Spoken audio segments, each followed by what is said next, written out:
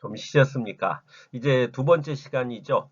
두 번째 시간에는 이제 음악 한류에 대한 이야기를 좀 해보게 될 겁니다. 그래서 음악 한류라는 것, 케이팝이라고 이제 보통 이야기를 하죠. 케이팝이 실제적으로 지금 전 세계적으로 굉장히 주목을 받고 있으면서 뭐 케이팝 가수들도 세계인들에게 사랑받고 있는 게 지금 현재 상황이죠.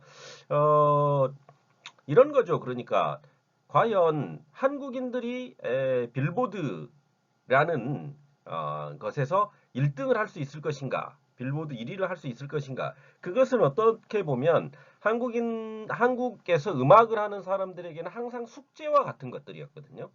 음. 우리가 이제 흔히 빌보드라는 게 뭡니까? 그렇죠.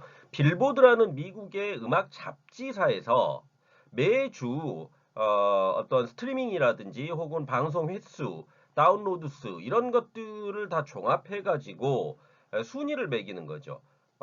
그런데 이제 이 빌보드의 순위를 매겨 가지고 거기에서 1위를 한다는 것의 의미는 이 우리가 이제 흔히 얘기하는 미국 팝 시장에서 1위를 하게 되는 거거든요. 그럼 미국 팝이라는 것은 어떻게 보면 주류 음악이죠. 주류 음악.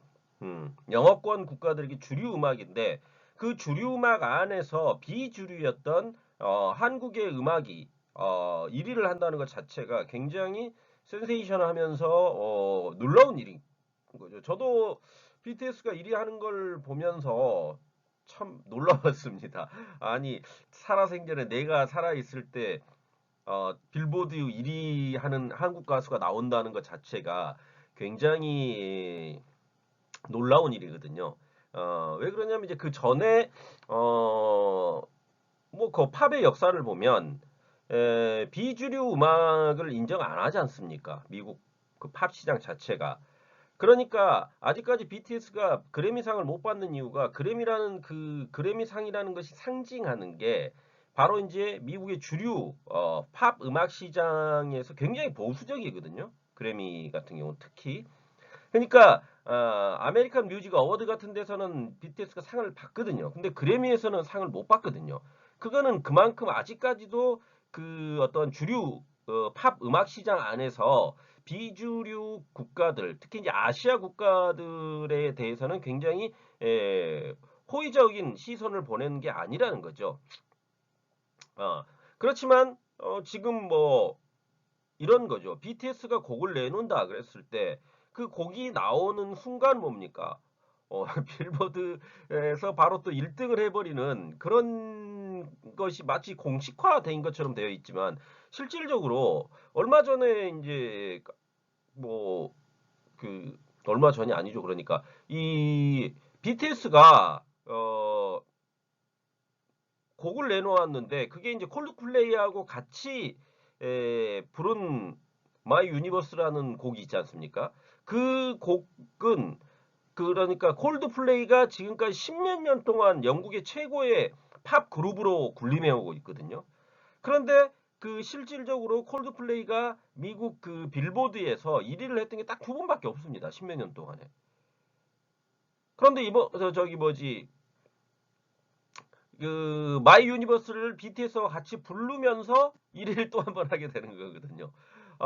그만큼 그 빌보드 1위라는 게 어떠한 그 주류들에게는 굉장히 열려 있는 것 같지만 상대적으로 비주류들에게는 그러니까 미국인이 아니고 뭐 그런 것들 있지 않습니까? 몇 가지 조건들. 그런 것들이 충족되지 않으면 쉽게 허락되지 않는 곳이기 때문에 그만큼 이제 음악 한류의 확장성이라는 게 많이 늘어났다. 이렇게 이해해 볼 수가 있을 겁니다. 그래서 본격적으로 음악 한류에 대해서 이야기를 좀 해봅시다. 음악 한류의 실태. 음악 한류의 현재 현황을 보면 세대 교체가 이제 일어났죠. 그래서 빅뱅이나 소녀시대로 대표되는 이제 2세대 케이팝 아이돌 그룹들이 이제 아이돌 멤버들이 이제 군입대를 하고 제대하거나 소속사와의 계약 종료 이런 것들로 해가지고 이제 뭐 해체 수순을 받고 있죠. 그러니까 인기 하락이 됐기 때문에 그룹 해체와 방동 활동을 중단했지요. 실질적으로 이제 소녀시대는 뭐 해체됐다고 봐도 무방하고 빅뱅 역시 그렇죠. 그리고 빅뱅에 이제 조금 이따 얘기하겠지만 승리가 안 좋은 사건에 연루되고 나머지 멤버들까지 같이 이제 그걸로 연관지어져 가지고 좋지 않은 시각을 보여줬죠. 그러니까 어떤 아이돌들이 가지고 있는 상징성이라는 게 굉장히 크기 때문에 그들의 그 비윤리적 행위라는 것은 그 영향력이 굉장히 막강한 겁니다. 그렇기 때문에 아이돌 그룹들이 비윤리적 행동을 해서는 안 되죠. 그렇지만 이제 그 빅뱅의 멤버 중 한 명이 그러한 그 비윤리적 행동을 해 보임으로써 어떤 음악 한류에 있어서 윤리성, 그러니까 아이돌을 키우는 데 있어서도 윤리적 접근이 필요하다는 것을 각성시키게 해준 계기가 됐던 측면도 있습니다. 아무튼 이렇게 2세대 K-팝 아이돌 그룹들이 이제 해체되고 나서 3세대 아이돌 K-팝 아이돌 그룹들이 이제 등장을 했죠. 그게 대표적인 게 이제 뭐 BTS라든지 엑소, 트와이스, 블랙핑크 뭐 여기서도 이제 엑소나 트와이스 보다 이제 가장 그 핫한 그룹 하면 BTS와 블랙핑크가 되겠죠. 어,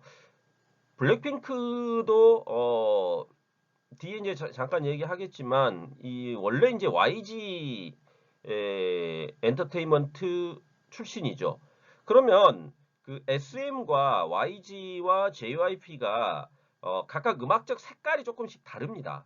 어, 그래서 이 SM 같은 경우에는 그 유영진 이사라는 사람이 있는데 그 사람이 가지고 있는 음악적 색채를 굉장히 드러내는 그러한 곡들, 그러니까 화려하면서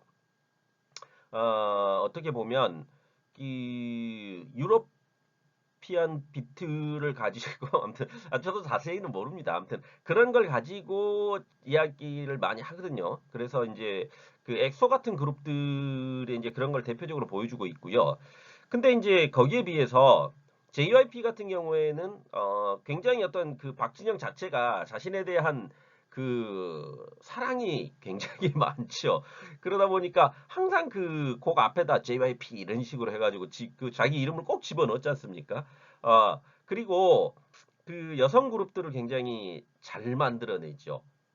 트와이스가 그러하고요. 그 다음에 그 뒤를 잇는 요즘에 있지가 그렇지 않습니까?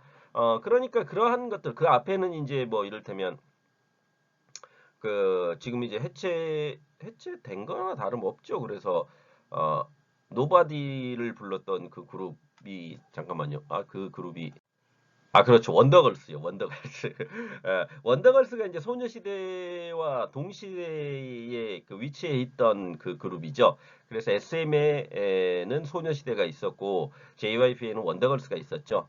그래서 그 원더걸스가 뒤를 잇는 게 이제 트와이스고 트와이스의 뒤를 잇는 게 있지. 이런 형식으로 JYP의 어떤 계보가 이어져 왔다면 그 다음에 이제 그 YG가 있죠. YG는 양현석 이제 잠시 후에 또 얘기하겠지만 양현석이라는 그 인물 자체가 원래는 이제 그 서태지와 아이들 출신이죠. 그러니까 서태지와 아이들이라는 게 어떻게 보면 하나의 문화 현상으로서 굉장히 한국 사회에 끼쳤던 영향이 큽니다. 그렇기 때문에 서태지를 문화 대통령이라는 말까지 붙여서 불렀거든요. 그 사람이 어떠한 문화 그러니까 서태지와 아이들이라는 그 그룹이 등장을 하면서 소위 이제 한국 그 어떠한 그 음악사에 있어서 서태지 이전과 서태지 이후 이런 식으로 구분을 짓기도 합니다. 그만큼 그 서태지라는 인물이 가지고 있는 음악적 영향력이라는 게 대단했거든요.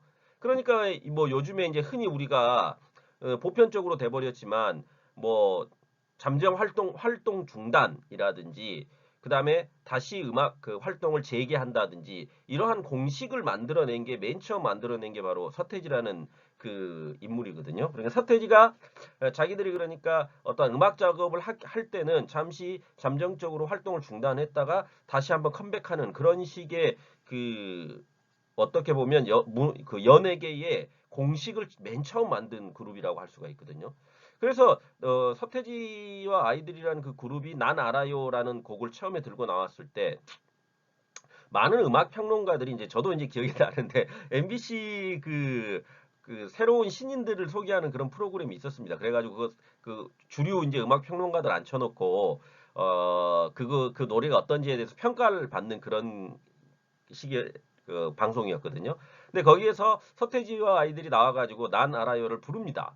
부르니까 그 음악 평론가들이 뭐라 그러냐면 아 뭐 이런 식의 노래가 있느냐 이건 너무 막 잡스럽고 혼란스럽기만 하고 좋은 노래 아니다라고 굉장히 혹평을 합니다. 그런데 사람들은 어마어마하게 열광을 해버리죠. 어, 그래가지고 그 곡을 내놓을 때마다 정말 놀라운 센세이션을 일으키면서 어떤 그러니까 문화 대통령이라는 말을 함부로 쓰는 건 아니거든요.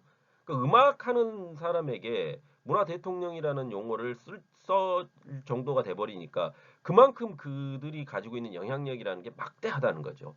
어, 그래가지고 이제 그 서태지가 나중에 이제 서태지와 아이들을 해체시키죠. 그러니까 그 중에 이제 멤버 두 명이 주로 음악을 만들었던 것은 서태지가 했었고 그 뒤에 이제 아이들로 해가지고 두 명이 있었죠. 이준호와 양현석이라는 두 인물이 있어가지고 둘 다 엔터테인먼트 회사를 만듭니다. 서태지와 아이들 해체 이후에. 근데 이제 거기에서 이준호는 뭐 영턱스클럽 같은 그 그룹들을 만들어내기도 했지만 크게 이제 그 엔터테인먼트 회사 그 경영을 잘 못해가지고 빚을 발하지 못하죠. 그런데 거기에 비해서 상대적으로 양현석은 YG 엔터테인먼트라는 걸 만들어가지고 굉장히 크게 되죠.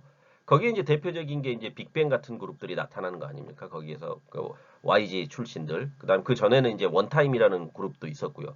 그러니까 이 원타임도 그렇고 빅뱅도 그렇고 그러니까 이 YG는 힙합 쪽에 가까운 그러한 것들을 하는 그러한 특성을 보여주고 있거든요. 그러니까 블랙핑크도 그런 거죠. 그러니까 여성인데 여성 그룹인데 굉장히 과격한 안무를 하면서 노래도 잘 부르고 그다음에 자기들이 곡 작업도 하고 이런 것들 그런 것들이 이제 YG가 가지고 있는 특성이었거든요. 그 엔터테인먼트 회사만의 그 특성들이 있지 않습니까? 그런 것들이 있다는 거죠. 아무튼 뭐 그렇게 해서 3세대 K-팝 아이돌 그룹 세대로까지 지금 이제 내려와 있죠. 다음으로 이제 음악 콘텐츠 수출 규모가 이제 상승세죠. 그래서 유튜브 및 해외 미디어 플랫폼에 기반을 둔 음악 유통 및 음원 유통이죠. 음원 유통. 그러니까 유튜브가 어떻게 보면 한국의 어떤 케이팝을 전 세계적으로 퍼뜨리는데 아주 일조를 했죠. 어, 왜 그럽니까? 전 세계인들이 볼 수 있잖아요. 그걸. 그러니까 거기에서 뭐 이를테면 어떤 생각해 보십시오. 1억만 뷰가 나온다는 게 그게 우리가 상상이 갑니까? 1억만 뷰. 그럼 1억 번 봤다는 거거든요. 누군가가. 물론 이제 한 사람이 뭐 10번 볼 수도 있고 20번 볼 수도 있고 하기 때문에 그런 것도 있지만 그렇지만 최소한 1,000만 명 이상은 봤다는 거거든요. 1억만 뷰만 돼도. 그러면은 그 많은 수의 사람들이 그 어떤 뮤직비디오라든지 아니면 그거 관련되어 있는 공연 실황이라든지 이런 걸 본다는 게 정말 어떤 그 음원 시장 자체를 넓히는데 굉장히 많이 기여한 측면이 크죠. 어, 그렇기 때문에 유튜브와의 긴밀한 협조도 분명히 하고 있습니다. 그래서 요즘에는 이제 BTS 같은 경우도 자기들이 어떤 컴백을 알리는 그런 걸 매체로 유튜브를 활용하고 있지 않습니까? 그리고 실질적으로 어떤 뮤직비디오 같은 것도 유튜브를 통해서 맨 처음 발표를 하는 그런 식의 것들을 하고 있죠. 그렇기 때문에 유튜브가 어떤 음원의 유통 및 수익에 굉장한 영향력을 끼치고 있다는 거죠. 더군다나 이제 요즘에 물론 이제 그 이 코비드로 인해 가지고 코로나 사태로 인해 가지고 전 세계적으로 어떤 공연이라든지 이런 것들이 할 수 있는 여건이 안 되지 않습니까? 그렇게 되다 보니까 결국 사람들이 실질적으로 그 볼 수 있는 그 것들은 그냥 유튜브를 통해서 보게 되는 그런 것들로 한정돼 버린다는 거죠. 예, 그러한 것들이 어떠한 문화산업 전반에 있어서 특히 이제 음악 산업 전반에 실질적으로 악영향을 끼쳤던 게 사실이죠. 그러니까 이제 그 음악 하는 사람들이 실제적으로 주 수입원이 뭐냐 그랬을 때 음반 판매와 그 다음에 공연 아닙니까? 그런데 그 주 수입원 중 하나인 공연을 못하게 돼버리기 때문에 그 공연을 못하는 것으로 인해 가지고 쉽게 얘기하면 정말 수익 자체가 창출이 안 되는 경우도 많이 있거든요. 그렇게 돼버리니까 그것에 이제 대체 수단으로서 어쩔 수 없이 이제 그 유튜브라는 것을 활용하게 되는 거죠. 그런 측면이 있는 겁니다. 이게 이제 시대적 변화이면서 또한 향후에 어떠한 음악 시장 안에서 유튜브와의 상생 관계라는 것은 지속될 수밖에 없고 오히려 더 확장돼 나아갈 것이라는 것을 생각해 볼 수가 있죠. 다음으로 이제 보편적인 이제 비즈니스 모델 가능성이죠. 방금 이제 말씀드렸듯이 유튜브와 K-팝의 어떤 상호 우전적 관계에 따라서 이제 콘텐츠와 문화, IP 그러니까 지적재산권이죠. 이 콘텐츠, 문화, 지적재산권, IP 비즈니스가 상호 밀접한 관계를 맺으면서 디지털 미디어 플랫폼을 통해서 유통되고 소비되는 글로벌 음악 산업의 보편적 비즈니스 모델로 자리를 잡을 가능성이 있다는 거죠. 그러니까 지금 이제 이미 자리 잡았다고 해도 뭐 과언이 아니죠. 그렇기 때문에 이러한 유튜브와의 상호 의존적 관계에 의한 공존 이라는 것이 결국 그 K-팝이라는 것 자체를 전 세계적으로 확산시키는 데 일조하고 있다는 거죠. 그런 측면을 우리가 염두에 두고 이해해 볼 수가 있겠다는 거죠. 더불어서 이제 음악 한류의 빠른 확산에 기여한 것이 또 하나가 뭐냐면 스포티파이죠. 스포티파이.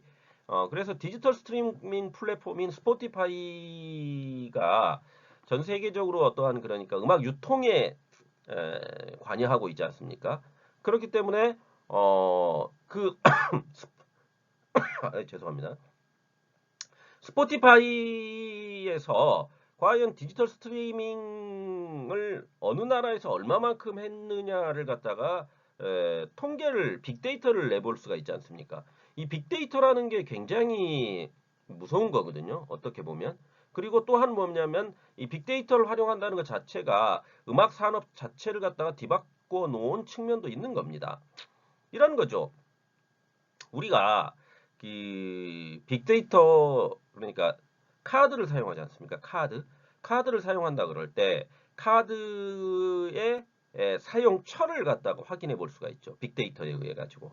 그러면 제가 이를테면 제가 음식점을 가서 뭘 시켜 먹어요. 그러면 거기에서 시켜 먹는데 이 사람은 중국 음식을 일주일에 몇 번 먹고 그 다음에 한식은 외식을 한다 그랬을 때 몇 번 먹고 양식은 몇 번 먹는지가 다 나올 거 아닙니까? 빅데이터로. 그러면 그 빅데이터 자료에 의해 가지고 다음에 카드 회사에서 이 사람한테 할인권이라든지 쿠폰을 발행할 때 뭡니까? 이 사람이 많이 주로 활용하는 그러한 것들로 보내게 되는 거죠. 그러면 그 사람은 그걸 받아들고 쿠폰이기 때문에 쿠폰은 할인 쿠폰일 거 아닙니까? 그러면 할인 쿠폰을 가지고 또 그것을 먹으러 가는 거죠. 그러면은 그게 결국은 어떻게 보면 산업 아닙니까? 산업. 식 산업 아닙니까? 그런 것들이 향후 이 빅데이터에 의해 가지고 인간의 성향 자체를 분석해내는 그러한 작업들이 가능해지게 되거든요. 그러니까 음악이라는 것도 역시 이 사람이 음악을 들을 때 어떠한 음악을 듣는지가 스포티파이의 어떠한 빅데이터에 의해 가지고 파악이 될 거 아닙니까? 그렇게 돼버리면 향후에 그 사람에게 이를테면 우리가 이제 AI라고 그러잖아요. 인공지능이 노출을 시켜주잖아요. 이 사람이 주로 뭐 이를테면 팝을 들을 때도 아니면 이 사람이 무슨 힙합을 많이 듣더라. 아니면 재즈를 많이 듣더라. 아니면은 케이팝을 많이 듣더라. 그럼 케이팝을 많이 듣는다. 그럼 케이팝을 AI가 그 빅데이터에 의해 가지고 추천을 해줄 거 아닙니까?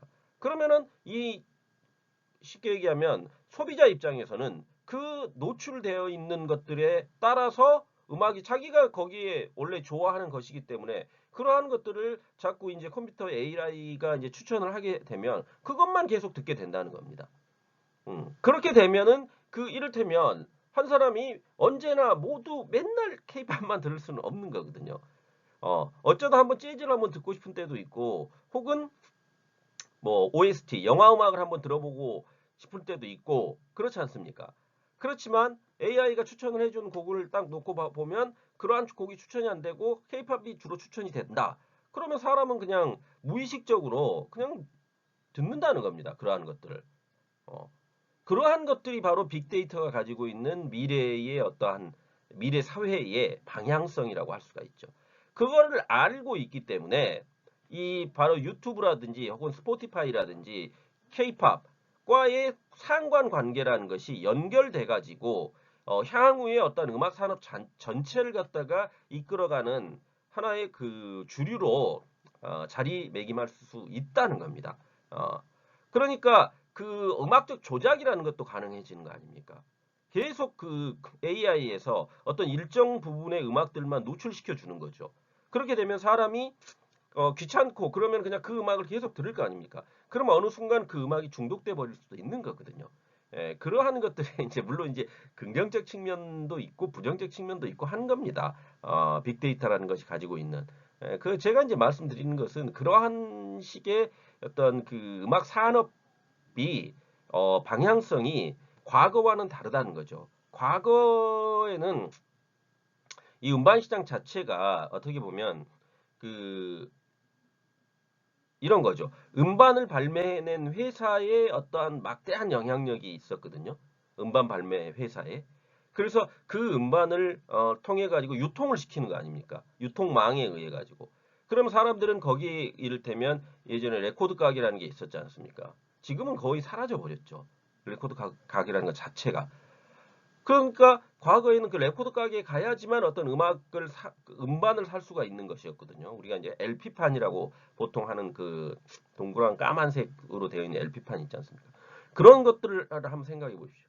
그게 이제 음악의 유통의 어떠한 그리고 음반 산업을 좌지우지할 수 있는 그 영향력을 가진 기업들이 그래서 뭐 소니 뮤직이라든지 이런 것들이 막대한 영향력을 가지고 있었거든요. 실질적으로. 그런데 지금은 어떻습니까? 지금은 어떻게 해버려요? 그렇죠. 컴퓨터 다 다운받아 버리잖아요.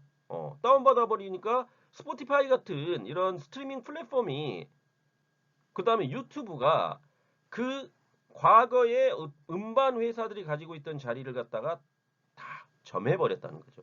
거대 공룡이 돼버리지 않습니까? 그래서 그들이 어떻게 하느냐에 따라서 음반 시장 자체가 바뀌어 버릴 수 있는 그런 상황으로까지 지금 만들어진 그런 거다. 이렇게 이해하고 가시면 될 것 같습니다. 다음으로 이제 음악 한류의 핫 이슈를 좀 살펴봅시다. 음악 한류의 확산을 보시면 1세대, 2세대, 3세대 한류가 있습니다.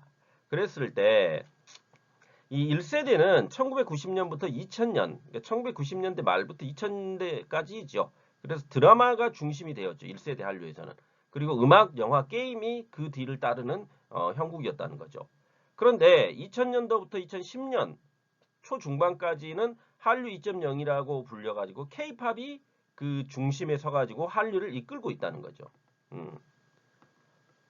그러다가 이제 2010년 후반부터 현재에 이르기까지는 이 K-팝 중심의 것이 이제 다양한 문화 콘텐츠로 확산돼 버렸다는 겁니다. 그리고 다국적 아이돌 그룹을 지향하는 K-팝이 더욱 확고한 위치를 과거에 비해서 더 점하게 돼 버렸다는 거죠. 그러니까 이 K-팝이라는 것이 궁극적으로 이제 2000년대, 2010년 정도까지만 해도 동남아나 아시아의 K-팝이었죠. 그러니까 아시아계 쪽에서만 어떤 K-팝이라는 것을 갖다가 듣고 그것에 그 아이돌들이 영향력을 가지고 이렇게 있었는데 2010년 이후에 지금 현재의 K-팝이라고 보면 이 K-팝 자체가 전 세계적 어떤 문화 현상으로서 자리하고 있지 않습니까? 그러니까 미국에서 빌보드 1위를 하고 있는 BTS라는 그룹이 한국어로 발음을 해도 그것을 받아들인다는 겁니다. 미국 사람들이 어떻게 보면 세상에서 제2 외국어를 가장 못하는 사람들이거든요. 왜요? 영어만 하면 되니까요. 제2 외국어를 배울 필요가 없지 않습니까? 그러니까 그 사람들은 번역하는 것 자체, 그러니까 밑에 이를테면 자막이 나오는 것도 싫어하는 거거든요. 왜? 영어로 다 하면 되는데 왜 밑에 굳이 자막을 읽어? 이런 거였거든요. 그런데 기생충과 오징어 게임 한번 보십시오. 영화 기생충이 아카데미 작품상을 받지 않습니까? 근데 그 사람들은 말은 다 뭘로 합니까? 한국어로 하잖아요. 그러면은 그걸 감내한다는 겁니다. 미국인들도 이제. 그만큼 한국의 문화적 영향력이 많이 커진 거죠. 그런 것들은. 오징어 게임이 보십시오. 얼마나 전 세계의 넷플릭스라는 그 OTT 서비스가 있지 않습니까? 그것에 1위를 갖다가 그러니까 전 세계를 휩쓸어 버리잖아요, 그냥. 그러니까 전 세계인이 오징어 게임 보면서 물론 이제 이런 거죠. 오징어 게임이 성공할 수 있었던 것은 바로 인간이 가지고 있는 보편적 물적 욕망이죠. 물적 욕망. 물적 욕망과 그것을 쟁취하기 위해서 보여주고 있는 그 추악함 이런 것들을 보여주고 있잖아요. 그 오징어 게임이라는 드라마 안에서. 그러니까 인류 모두가 보편적으로 그런 걸 인식할 수 있게 만들어 놨다는 겁니다. 그러니까 세계 모든 사람들이 그걸 보면서 야, 그렇구나. 라는 그런 보편적 가치에 대한 이해가 바탕에 깔려 있으니까 그 보면은 잔인한 장면들이 굉장히 많이 나오지 않습니까? 어, 무궁화꽃이 피었습니다. 제가 어렸을 때 저도 이제 그 즐겁게 놀이를 했던 거거든요. 그리고 거기에 무슨 달고나 같은 것들 뽑기라고 나오거든요. 그 달고나도 제 어렸을 때 초등학교 때 막 했던 것들입니다. 오징어 게임이라는 것 자체도 했었어요. 제가 초등학교 때. 어, 근데 그런 것들이 얼마나 잔인하게 그냥 쏴 죽여버리지 않습니까? 게임이라는 것. 인생을 게임에 빗대었지 않습니까? 하나의 인생이라는 것은 게임에 지나지 않아 라는 거거든요. 그런데 그 안에서 던져주고 있는 메시지라는 것이 인간이 가지고 있는 그 물욕, 정신적인 어떠한 충격보다는 물욕이죠. 그러니까 주인공이 그 많은 돈을 자기가 400 몇 억을 갖다가 1등을 해가지고 안 쓰지 않습니까? 왜 안 씁니까? 그리고 거기에 나와 있는 그 모든 것을 조종하는 그 사람도 결국 과거에 오징어 게임에 1등 했던 사람 아닙니까? 근데 그 사람도 돈을 안 쓰거든요. 그러면 그것이 바로 그러니까 이 물질이라는 것이 최고조에 달하는 거 아닙니까? 어떤 면으로 보면. 다른 사람을 죽이고 그 경쟁이라는 것이 가지고 있는 무서움이거든요. 다른 사람을 죽이고 짓누르고 올라선 그 자리 아닙니까? 그런데 거기에 올라가 봤더니 내가 가장 사랑했던 엄마가 안 계시잖아요. 어머니가 죽고. 그러면 그 돈이 무슨 의미가 있는 겁니까? 그런 겁니다. 그게 이제 인간들이 가지고 있는 정신적인 것들의 충족도 필요하다는 거거든요. 그러한 것들이 바로 인류에게 뭡니까? 고전이라는 것으로 전해지게 되는 것이고 철학이라는 그러한 하나의 이데올로기를 이야기하는 부분으로 학문으로서 드러나게 되는 거 아닙니까? 그게 인간성인 거거든. 음. 그렇다는 겁니다. 자, 이러한 3세대 한류까지 있고요. 이러한 3세대 K-팝이 가지고 있는 특징이라는 것은 다국적 멤버죠. 트와이스만 보시더라도 트와이스 뭡니까? 한국인, 중국인, 일본인. 그렇잖아요. 쯔위 중국인이죠. 그 다음에 사나 일본인이지 않습니까? 그러니까 그런 식으로 다국적 그룹이 만들어진다는 거죠. 그것은 뭡니까? 한국에만 머무르는 게 아니라 이제 K-팝이기 때문에 전 세계를 겨냥하겠다는 거죠. 음. 그래서 국내외를 넘나드는 음악 제작 방식 및 월드 투어 이런 것들을 통해 가지고 컨텐츠를 전 세계로 확산시켜 놓고 있다는 거죠. 음. 더불어서 BTS와 블랙핑크 그러니까 남성 아이돌 그룹의 대표가 BTS 그러니까 월드 투어를 통해 가지고 그 K-팝의 인기를 증명해냈지 않습니까? 코로나 사태가 일어나기 전에 그 BTS 콘서트가 어땠습니까? 순식간에 매진이 돼버리지 않습니까? 전 세계에. 자, 지금부터 티켓 팔게. 짠! 했더니 그냥 매진! 이렇게 돼버린 거예요. 그리고 그 굉장히 비싸거든요. 그 티켓 자체가 몇십만 원 하지 않습니까?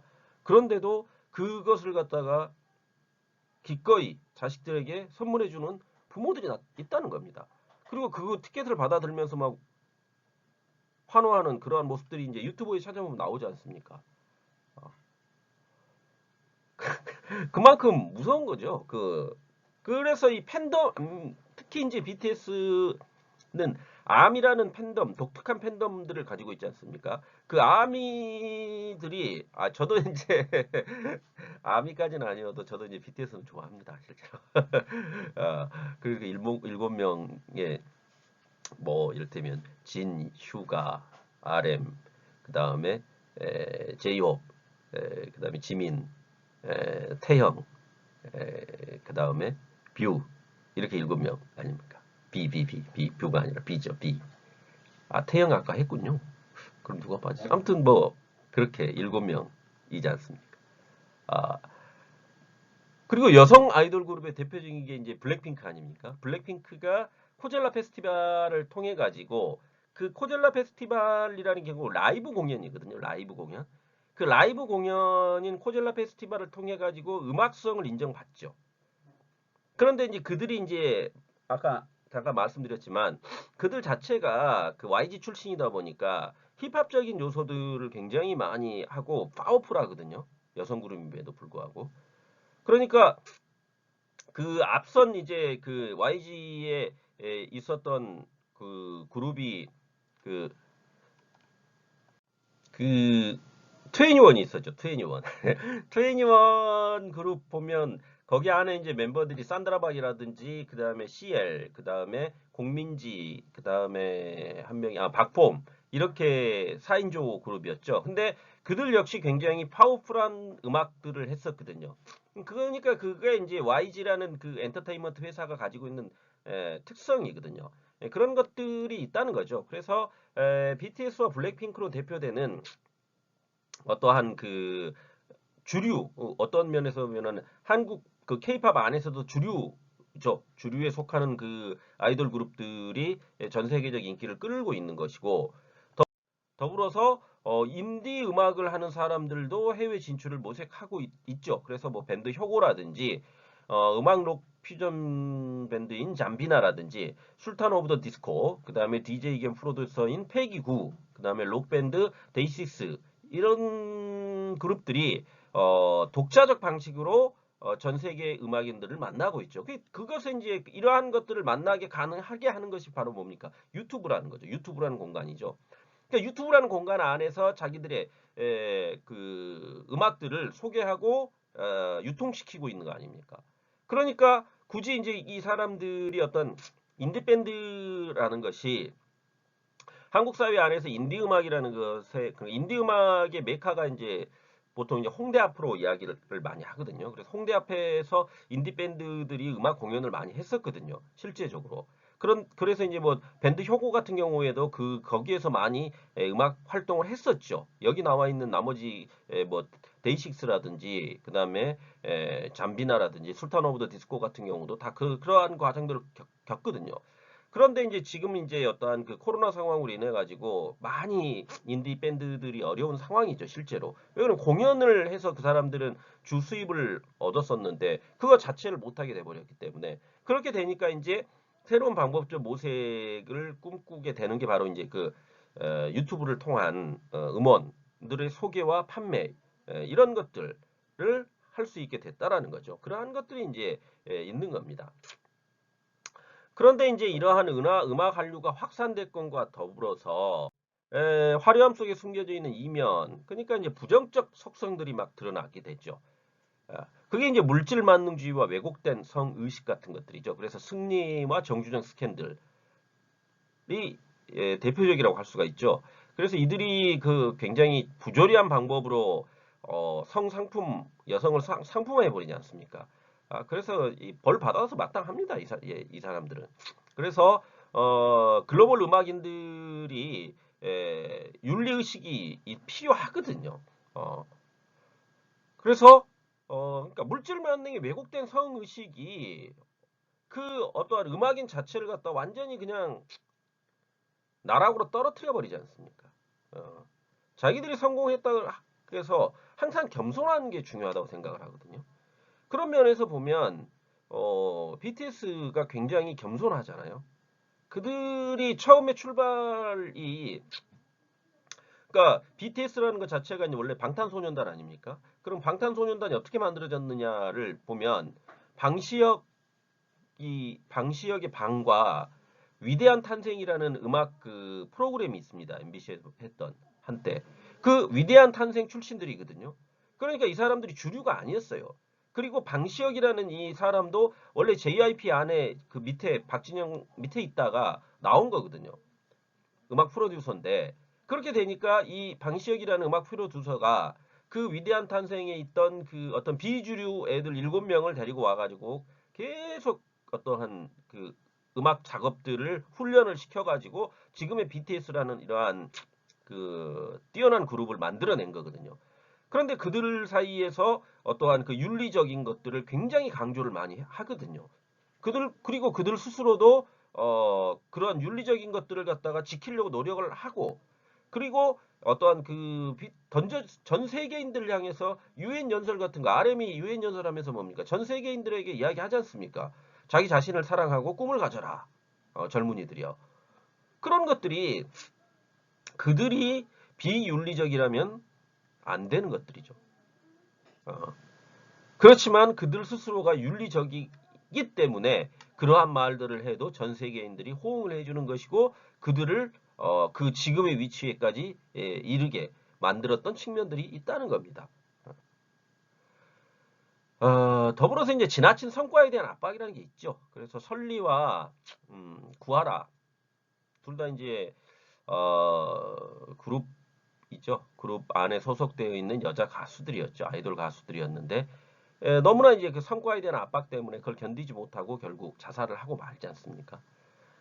그거는 결국 이제 이 K-팝 산업 전반에 내재되어 있는 어떤 성과 중심의 심리적 압박이라는 것이 가지고 있는 문제를 드러내는 거거든요. 그러니까 많은 그 연예인들이 공황장애를 겪거든요. 공황장애라는 것은 결국 뭡니까? 심리적인 걸 못 견딘다는 겁니다. 자기가 그거를.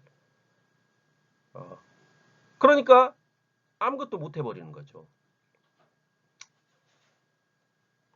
그게 이제 연예인들이 가지고 있는 부정적인 거죠. 화려하고 뭔가 다 갖추어진 것 같이 보이지만 마치 그 이면에 숨어 있는 그 심리적 압박이라는 것이 결국 한 사람을 죽음으로까지 몰아버리지 않습니까?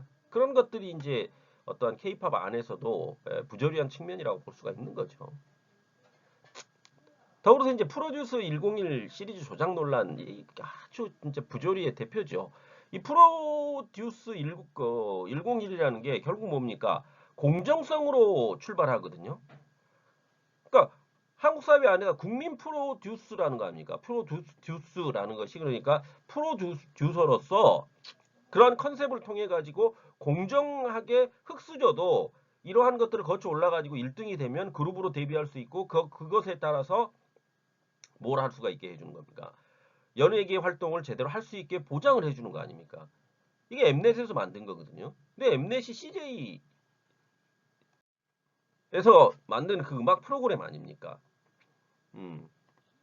그래서 그게 이제 성공한 것처럼 보였죠.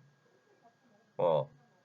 그래서 프로듀스 시리즈가 남자도 하고 여자도 하고 다 만들어냈지 않습니까? 그런데 그 이면에 어떻게 됩니까? 제작진이 공정성을 훼손하는 유료 문자 투표 결과 조작이 드러났죠. 그거 역시 어떤 성과 중심 그런 것들과 연관이 돼 있는 겁니다. 그렇게 돼버리니까 공정성이라는 게 무너져 버리는 거 아닙니까? 그러니까 거기에서 실제로 정말 고생해서 올라왔던 사람들까지도 모두 외면받게 되는 그러한 부정적인 것들을 드러내버렸다라는 거죠.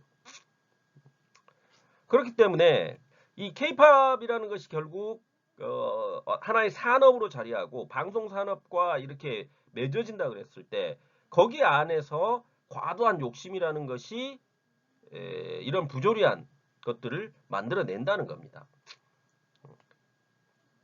그렇기 때문에 이러한 것들을 경계해야 된다는 거죠.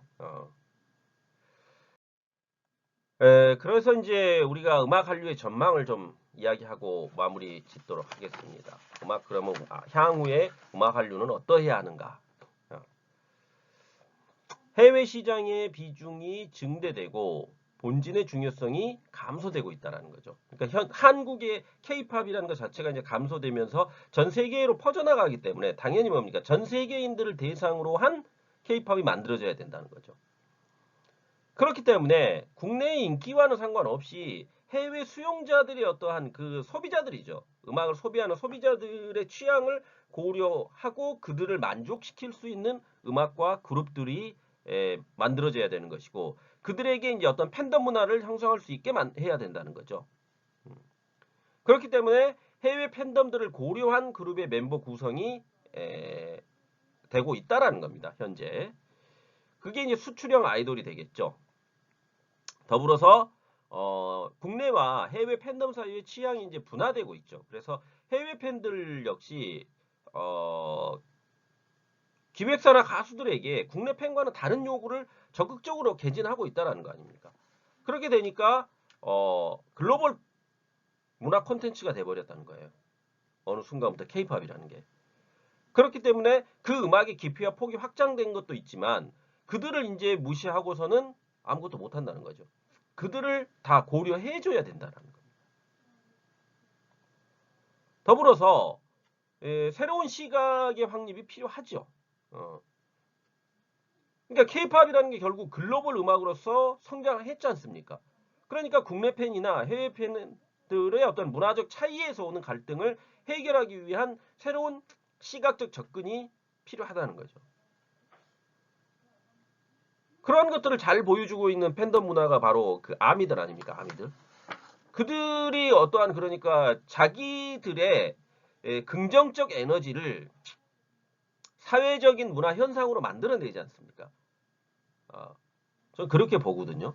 그래서 그 아미들의 영향력, 그러니까 미국 사회에, 미국 주류 사회 안에서 그들이 자신들의 목소리를 내기 시작했다는 거. 그러니까 어떠한 소비자로서가 아니라 하나의 주체자로서, 팬덤의 주체자로서 방향성을 제시하고 앞으로 이를테면 BTS는 어땠으면 좋겠다라는 걸 갖다가 주장하기 시작했다라는 거죠. 그거는 그들 그 팬덤 스스로가 중심이 되고 주류가 되려고 하는 그런 하나의 움직임이라고 보거든요. 향후에 그러한 것들이 굉장히 중요한 그러한 케이팝이 돼야 된다는 거죠. 더불어서 음악 산업의 어떤 환부에 대한 적극적 진단과 대책 수립이 필요하다는 겁니다. 그래서 이 부분을 한 세 가지 정도로 이야기해 볼 수가 있죠. 그래서 토털 매니지먼트 전략의 수정이 필요하다는 거죠. 그러니까 기획사에 의해서 만들어진 아이돌이 음악적 성공에만 핵심을 맞추다 보니까 인성교육이 제대로 안 돼서 문제가 발생될 수 있는 거거든요. 그러니까 인성교육을 강화하는 그러한 대책과 방안이 필요하다, 시급하다 이렇게 볼 수가 있고요. 그 다음에 음악 한류 콘텐츠 생성자의 영향력에 대한 인지, 그 다음에 사고가 필요하다는 거죠. 그래서 음악을 창작하고 유통하는 모든 종사자들이 음악 한류가 가지고 있는 그 영향력의 올바른 인지를 통해 가지고 이를 긍정적으로 이끌어낼 수 있는 수용자 중심의 콘텐츠를 창작하는 자세를 가져야 한다는 거죠. 더불어서 수용자들 또한 인식의 변화가 필요하다는 거죠. 그래서 일부 팬들이 어떤 지나친 집착이 해가지고 불행한 사건들이 나오거든요. 그것을 그러니까 수용자들 역시 음악인들도 하나의 인격체이고 그들도 존중받아야 할 대상이라는 것. 그러니까 내가 소유해야 될 대상이 아닌 거죠. 하나의 인격체이기 때문에 그들 스스로를 갖다 존중해 줄 필요가 있다는 겁니다. 하나의 인격체로서 존중받을 때 그 음악인들도 좀 더 뭡니까? 좋은 음악을 만들어낼 것이고 그 좋은 음악을 만들어내는 것은 결국 뭡니까? 그것을 수용하는 소비자 입장에서 좋은 음악을 통해 가지고 그것이 뭐예요?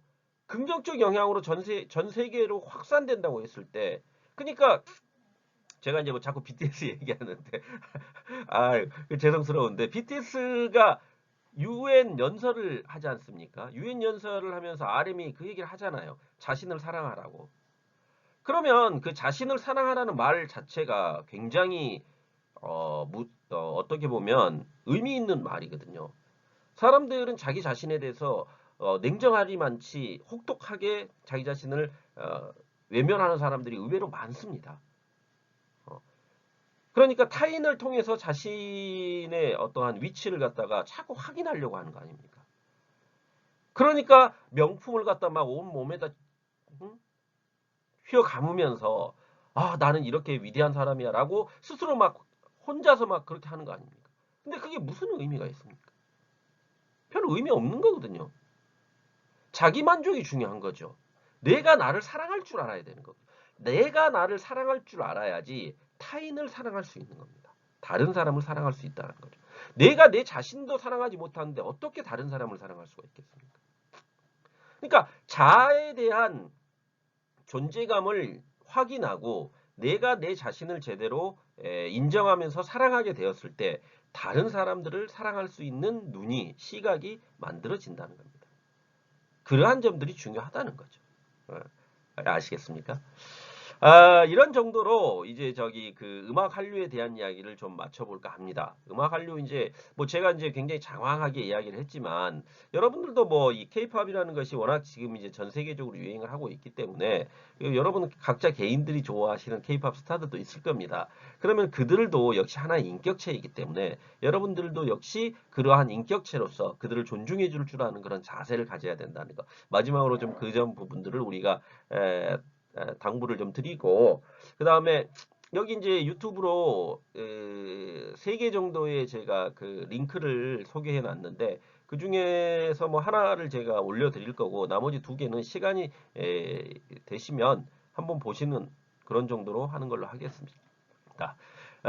아무튼 듣느라고 수고들 하셨고요. 이 정도로 마무리 짓도록 하겠습니다. 감사합니다.